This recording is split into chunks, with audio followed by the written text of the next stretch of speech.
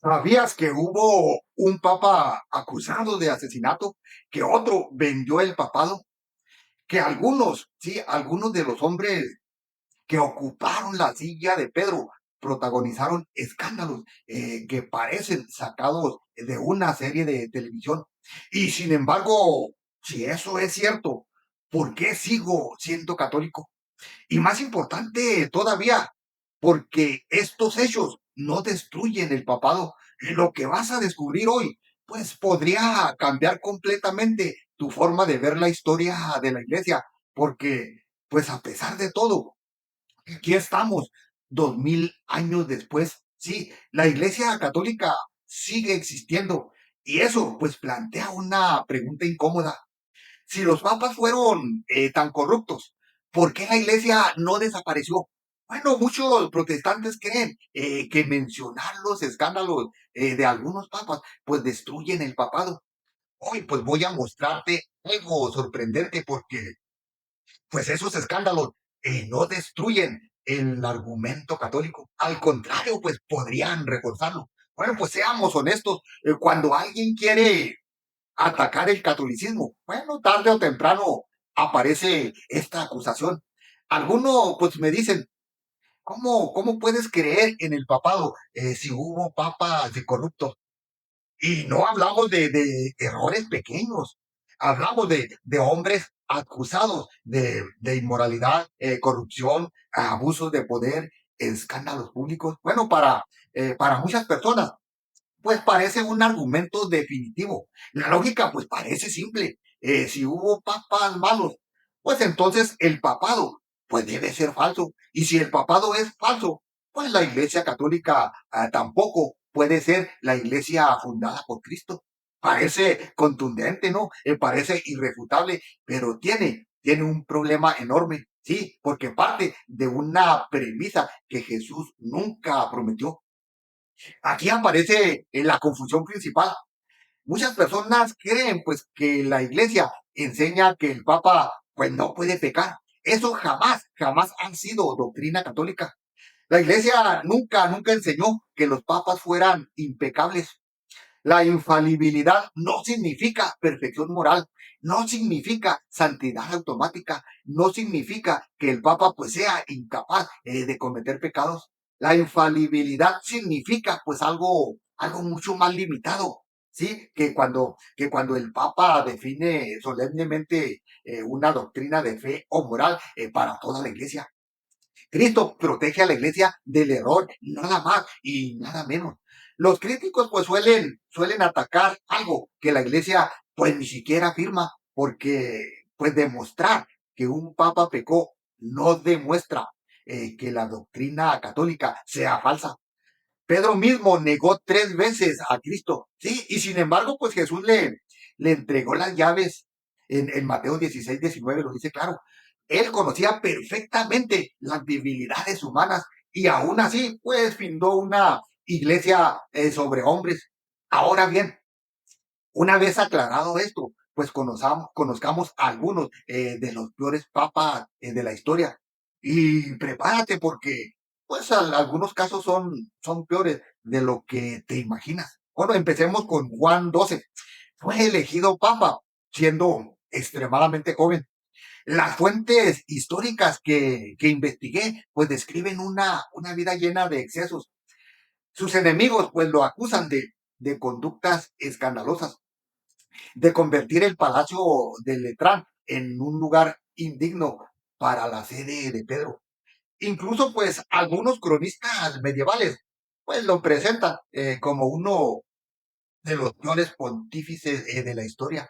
Y aquí viene pues lo interesante. A pesar de todos esos escándalos, Juan 12 nunca cambió la doctrina cristiana, nunca alteró el credo, nunca eliminó un sacramento, nunca destruyó la fe apostólica. Su vida personal pues fue un desastre, pero la fe de la iglesia sobrevivió intacta. Y esto pues es apenas el comienzo, porque pues el siguiente caso es todavía pues más sorprendente. Ahora pues hablemos de Benedicto IX. Sí, probablemente pues uno de los hombres más polémicos de toda la historia del papado. Algunas fuentes afirman pues que llegó al pontificado pues también siendo muy joven. Su pontificado pues estuvo marcado por conflictos, luchas políticas y acusaciones gravísimas. La historia cuenta pues incluso que terminó renunciando y que hubo maniobras extraordinarias alrededor de su cargo. Sí, es uno de esos episodios pues que los críticos del catolicismo pues suelen mencionar inmediatamente. Y pues sinceramente se entiende el por qué. Bueno, pues nuevamente ocurre algo extraordinario. A pesar de todo el caos, a pesar de los escándalos, a pesar de los errores, pues la fe católica siguió siendo la misma. La enseñanza sobre Cristo no cambió. Los evangelios no cambiaron. Los sacramentos no cambiaron. Y entonces pues llegamos al caso más famoso de todos, un hombre pues cuyo nombre pues todavía genera controversia siglos después, Alejandro VI. Sí, antes de seguir, si te interesan los temas de historia cristiana, apologética y los grandes debates sobre la fe, suscríbete, comparte, porque cada semana pues analizamos las objeciones más difíciles contra el cristianismo. Bueno, pues continuemos. Cuando se habla de papas corruptos, pues muchos piensan inmediatamente pues en Alejandro VI, Rodrigo Borgia, sí, una figura rodeada de intrigas políticas, escándalos, en nepotismo y controversias pues que han alimentado libros, documentales y películas. Los críticos presentan a Alejandro VI pues como prueba definitiva contra el papado. Pero pues observa algo fascinante. Ni siquiera él consiguió modificar la fe de la iglesia. Ni siquiera él logró destruir las enseñanzas recibidas de los apóstoles. Y aquí pues es donde aparece una pregunta que casi nadie formula. Ahora quiero pues que olvide por un momento la pregunta habitual. No preguntes, ¿hubo papas corruptos? Eso pues ya lo sabemos. La pregunta correcta es otra. ¿Cómo sobrevivió la iglesia a ellos? Bueno, piensa en cualquier institución humana. Sí, una empresa, un partido político, un imperio, una organización. Cuando durante siglos acumulan líderes incompetentes, corruptos o inmorales, pues normalmente colapsa.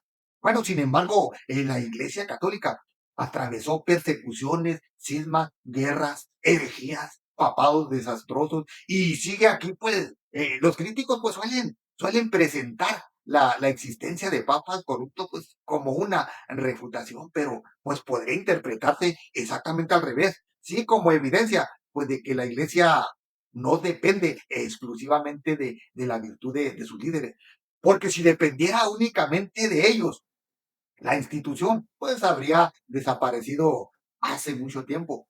Y aquí pues llegamos al núcleo del asunto.